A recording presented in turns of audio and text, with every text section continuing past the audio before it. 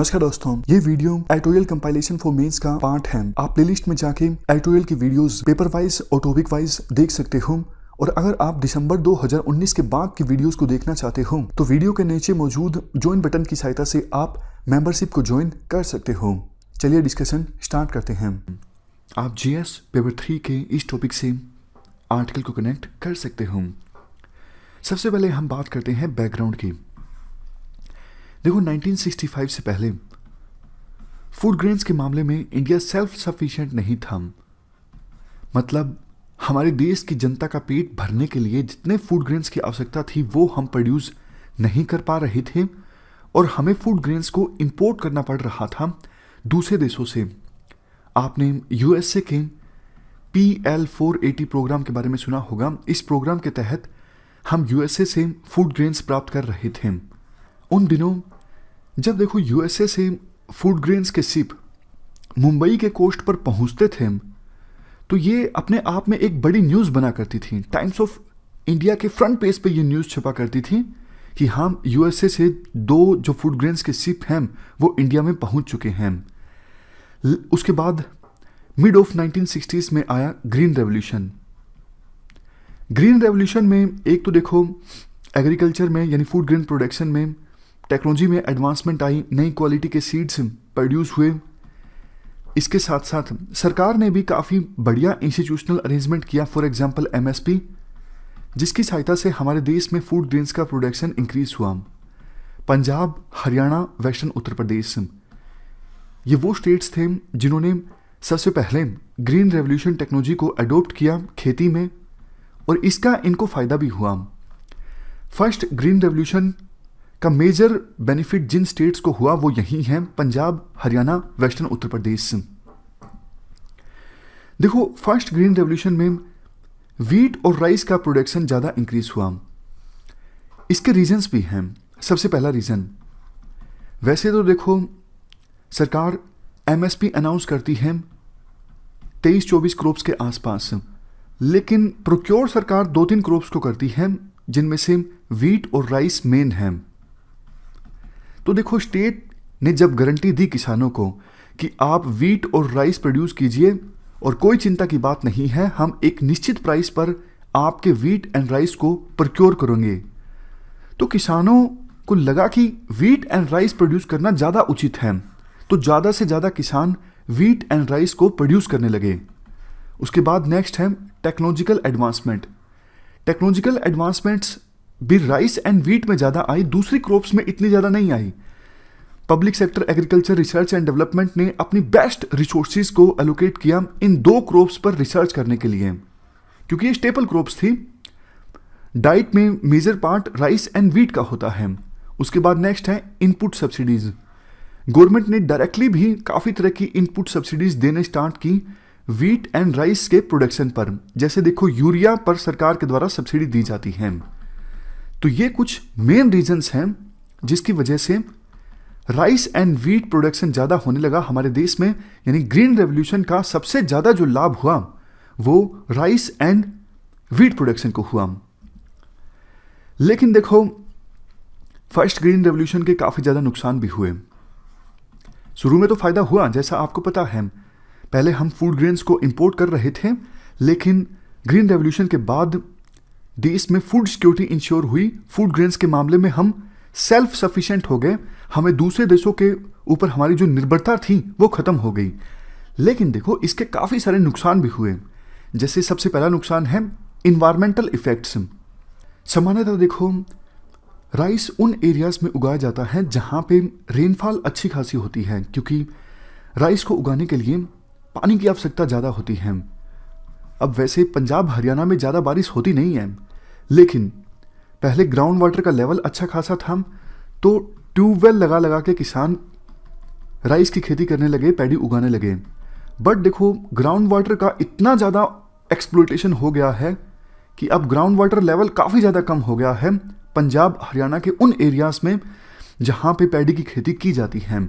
एक अनुमान के अनुसार अगर इस फेनोमेनन को रिवर्स नहीं किया गया तो आने वाले सालों में पंजाब और हरियाणा में ग्राउंड वाटर जो है बिल्कुल ऐसे लेवल पर पहुंच जाएगा जहां से ग्राउंड वाटर को यूटिलाइज करना बहुत ही ज़्यादा मुश्किल साबित होगा।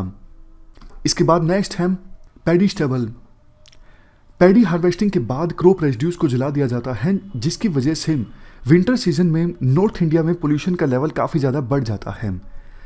नेक्स्ट नुकसान है स्टैग्नेटिंग इनकम। देखो, ये जो एमएसपी का रेजीम है कि सरकार वीट और राइस को एमएसपी पर प्रोक्योर कर लेती है, शुरू में इससे किसानों को काफ़ी फ़ायदा हुआ, बट अब किसानों की जो इनकम है बिल्कुल थम सी गई है। सरकार ज़्यादा एमएसपी इंक्रीज करती नहीं है, जिसका एक रीज़न ये भी है, वीट एंड राइस हमारे देश में आज के समय में आवश्यकता से कहीं ज़्यादा होता है और सरकार को वो प्रोक्योर करना पड़ता है। जैसा सरकार की नीति है कि कोई भी किसान वीट और राइस को लेके आएगा तो सरकार उसको एमएसपी पर प्रोक्योर करेगी। तो होता ये है, एफसीआई के पास जरूरत से ज़्यादा फूड ग्रेन का स्टॉक हो जाता है, खास करके राइस एंड वीट का, और वो फूड ग्रेन्स डैमेज होता रहता है। मतलब सप्लाई काफ़ी ज़्यादा है और डिमांड उतनी नहीं है। इस वजह से सरकार एमएसपी ज़्यादा इंक्रीज करती नहीं है और किसानों की जो इनकम है वो रुक सी गई है। नेक्स्ट, जैसा हमने डिस्कस किया, ओवर प्रोडक्शन। आज के समय में डाइटरी हैबिट्स जो हैं देश के एक बड़े वर्ग की वो चेंज हो रही हैं, बट वीट एंड पैडी का जो प्रोडक्शन है वो डिमांड से कहीं ज़्यादा हो रहा है। अगर पंजाब, हरियाणा, यूपी के किसान, खास करके वेस्टर्न यूपी के किसान दूसरी अल्टरनेटिव क्रॉप्स को उगाने लगते हैं जिनकी आज के समय में मार्केट में डिमांड है, तो शायद उनका इनकम लेवल इंक्रीज हो सकता है। उसके बाद नेक्स्ट है फिजिकल रिसोर्सेज। चूँकि देखो, जो भी किसान सरकार को वीट एंड राइस बेचना चाहता है, एमएसपी पर सरकार को बेच सकता है, तो सरकार अच्छा खासा वीट एंड राइस प्रोक्योर कर लेती है। बाद में फूड ग्रेन का एक बड़ा हिस्सा नेशनल फूड सिक्योरिटी एक्ट के तहत जो बेनिफिशरीज हैं उनको दे दिया जाता है, 1 रुपये किलोग्राम, 2 रुपये किलोग्राम के हिसाब से। तो सरकार पर काफ़ी ज़्यादा स्ट्रेस पड़ता है। देखो, नेशनल फूड सिक्योरिटी एक्ट ये ज़रूरी है, ऑलरेडी हमने काफ़ी सारे आर्टिकल्स डिस्कस किए हैं हंगर से संबंधित, लेकिन शांता कुमारन कमेटी की जो रिपोर्ट आई थी उसमें अलग तरह की रिकमेंडेशंस दी गई थी कि अभी सरकार जरूरत से ज़्यादा प्रोक्योर कर रही है, इतने की आवश्यकता नहीं है नेशनल फूड सिक्योरिटी एक्ट को इम्प्लीमेंट करने के लिए। उसके बाद नेक्स्ट है, जो फार्मर्स की एंटरप्रेन्योरशिप संबंधित जो स्किल्स हैं वो भी कमज़ोर हुई हैं एमएसपी के कारण। कैसे?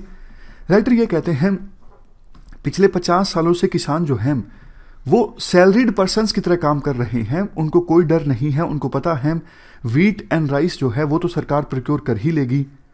तो इस वजह से वो ज़्यादा सुधार करते भी नहीं हैं वीट एंड राइस की क्वालिटी को इम्प्रूव करने पर। किसानों की जो एंटरप्रेन्योरशिप संबंधित स्किल्स हैं, मंडी से बाहर अपनी फसल को बेचने से संबंधित, वो काफ़ी कमज़ोर हुई हैं इस एमएसपी सिस्टम के कारण। तो इसके बाद वे फॉरवर्ड की बात की जाती है। वे फॉरवर्ड से पहले देखो, आज का जो आर्टिकल है उसमें राइटर ये बोलते हैं, 2 पॉइंट्स मेनली बोले जाते हैं आज के आर्टिकल में। पहला, पंजाब में 21 से लेके 37% किसान ऐसे हैं जो ना तो पैडी की खेती करते हैं ना ही वीट की खेती करते हैं। ये बात आज के आर्टिकल में बोली गई है। और एक और नई बात जो आज के आर्टिकल में बोली गई है वो ये है कि किसान एमएसपी की मांग इसलिए कर रहे हैं क्योंकि प्रॉपर डेटा है जो ये साबित करता है। मतलब अब राइटर कौन सा डेटा कोट कर रही हैं वो बात अलग है, लेकिन राइटर इस बात को रखते हैं कि देखो, किसानों को मंडी से बाहर कम दाम मिलते हैं एमएसपी से, इसी वजह से किसान एमएसपी की मांग कर रहे हैं। किसानों को ये लगता है मंडी से बाहर फसल बेचेंगे तो हमें ज़्यादा दाम नहीं मिलने वाले हैं, जो कि सरकार को लगता है। सरकार को ये लगता है कि मंडी से बाहर बेचेंगे तो काफ़ी जो कमीशन किसानों को देना पड़ता है वो नहीं देना पड़ेगा और एमएसपी से ज़्यादा दाम किसानों को मिलेंगे। बट किसानों को ऐसा लगता नहीं है, उनको लगता है कि मंडी से बाहर बेचेंगे तो एमएसपी भी नहीं मिलेगा, एमएसपी से भी कम दाम हमें मिलेंगे। तो इस बात को लेके विवाद है, इसीलिए किसान फार्म लॉस का विरोध कर रहे हैं। अब बात करते हैं वे फॉरवर्ड की। सबसे पहला पॉइंट, पंजाब, हरियाणा, वेस्टर्न उत्तर प्रदेश, यहाँ पर किसानों को वीट एंड राइस से हट के कुछ दूसरी फसलों को उगाना होगा, जैसे हॉर्टिकल्चर क्रॉप्स, जिससे उनका इनकम लेवल इंक्रीज हो। और इसके लिए देखो सरकार को प्रयास करने होंगे। अब चूंकि सरकार एमएसपी पर फसलों को प्रोक्योर करती है वीट एंड राइस को, अगर सरकार ये गारंटी दे कि हम हॉर्टिकल्चर क्रॉप्स को भी प्रोक्योर करेंगे और उसके लिए सरकार कुछ अच्छा खासा एमएसपी रख दे, तो फिर पंजाब, हरियाणा, वेस्टर्न यूपी में वीट एंड पैडी को उगाने के बजाय कुछ किसान ये हॉर्टिकल्चर क्रॉप्स को उगाने में भी अट्रैक्ट होंगे। इसके लिए कॉन्ट्रैक्ट फार्मिंग भी अच्छे से सरकार के द्वारा प्रमोट की जा सकती है, जिसकी कोशिश सरकार ने नए फार्म लॉज में की भी है। इसके अलावा कुछ नॉन फार्म एक्टिविटीज़ को भी सरकार को प्रमोट करना चाहिए, जैसे फूड प्रोसेसिंग इंडस्ट्रीज। इसके अलावा a network of agro and agri input industries है, इनको प्रमोट किया जा सकता है सरकार के द्वारा पंजाब, हरियाणा एंड वेस्टर्न उत्तर प्रदेश में। नेक्स्ट पॉइंट, प्रोड्यूसर्स और कंज्यूमर्स के बीच डायरेक्ट लिंक सरकार इस्टेब्लिश करें और इंटरमीडियरीज को ख़त्म करें। ऐसी कोशिश सरकार के द्वारा की गई है इन फार्म लॉज में, यानी राइटर इनडायरेक्टली थोड़ा थोड़ा करके फार्म लॉज को सपोर्ट कर रही हैं। तो ये हमने पूरा आर्टिकल डिस्कस किया। इस डिस्कशन में फिलहाल इतना ही है। Thank you very much for discussion.